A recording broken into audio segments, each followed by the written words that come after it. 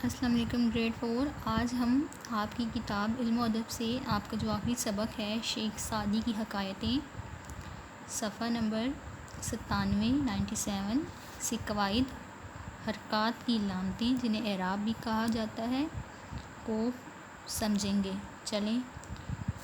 چلیں سب سے پہلے ہم زبر کے بارے میں جانتے ہیں۔ زبر کو عربی میں فتح کہتے ہیں، اس کے معنی اوپر کے ہیں۔ چونکہ یہ علامت حروف کے اوپر آتی ہے اس لیے اسے زبر کہا جاتا ہے۔ جیسے مثال دیکھیں، مان، مار۔ مین کے اوپر آپ نے زبر دیکھی، یعنی زبر ہمیشہ حرف کے اوپر لگائی جاتی ہے۔ چلیں اب زیر کو جانتے ہیں۔ زیر کو عربی میں کیا کہتے ہیں؟ کسرہ۔ اس کے معنی نیچے کے ہیں، کیونکہ یہ زیر حرف کے نیچے لگائی جاتی ہے اس لیے اسے زیر کہا جاتا ہے۔ مثلاً بیر علم، ٹھیک ہے۔ جن الفاظ کے نیچے زیر لگائی جاتی ہے وہ ذرا طویل اور باریک سی آواز دیتے ہیں۔ بیر علم، یعنی یہ باریک سی آواز ان کو پڑھنے سے سامنے آتی ہے۔ چلیں پیش کے بارے میں جانتے ہیں۔ پیش کو عربی میں ضمہ کہتے ہیں، اس کے معنی ملانے کے ہیں۔ پیش تو حروف کے اوپر لگائی جاتی ہے۔ جیسے اگر آپ کا یہ مضمون اردو ہے تو اردو میں تو 2 پیش استعمال ہوتی ہیں، ایک الف کے اوپر اور ایک دال کے اوپر۔ چلیں یہ حروف کے اوپر آتا ہے اور ہلکی سی واؤ کی آواز دیتا ہے۔ جیسے مثال دیکھیں، ڈور، دور۔ ہلکی سی واؤ کی آواز آپ نے سنی نا۔ چلیں تشدید کے بارے میں جانیں۔ تشدید بھی حرف کے اوپر لگائی جاتی ہے، اور جس لفظ کے اوپر تشدید ہو، یعنی جس حرف کے اوپر تشدید ہو، اسے 2 بار بولا جاتا ہے۔ مثلاً میں یہاں پہ مثال لکھ دیتی ہوں، بلی، لام کے اوپر تشدید آئے گی۔ بچہ، چے کے اوپر تشدید آئے گی۔ اب آپ نے تشدید کو جانا۔ لام کو تو ہم نے 2 دفعہ بیلی میں پڑھا، بلی۔ بچہ، چے کو 2 دفعہ پڑھا۔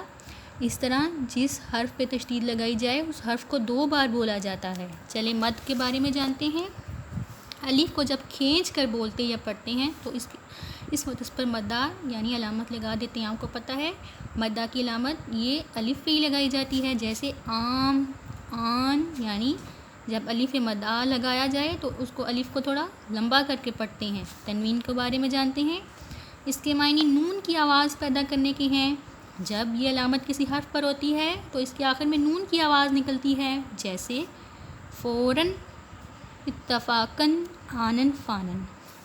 تنوین میں 2 زبر، 2 زیر اور 2 پیش، یہ تینوں چیزیں تنوین کہلاتی ہیں۔ دیکھا آپ نے فوراً، آخر میں کون سی آواز آپ نے سنی؟ فوراً، نون کی آواز۔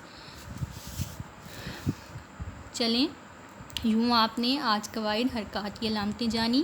آپ نے جانا یہ کون سی ہوتی ہیں؟ زیر، زبر، پیش، تشدید، مد، تنوین۔ ایک تو ہماری رہ گئی ہے اور وہ ہے ساکن یا جزم، اور اس کی علامت یہ ہوتی ہے، یہ کیوں لگائی جاتی ہے؟ اگر ہم نے کسی حرف کو ساکن ظاہر کرنا ہے تو تب ہم اس پہ یہ لگاتے ہیں۔ میں ایک مثال دیتی ہوں، دیکھیں، عقل۔ عقل پہ ہم کاف کو ساکن کر رہے ہیں اور لام کو ساکن کر رہے ہیں۔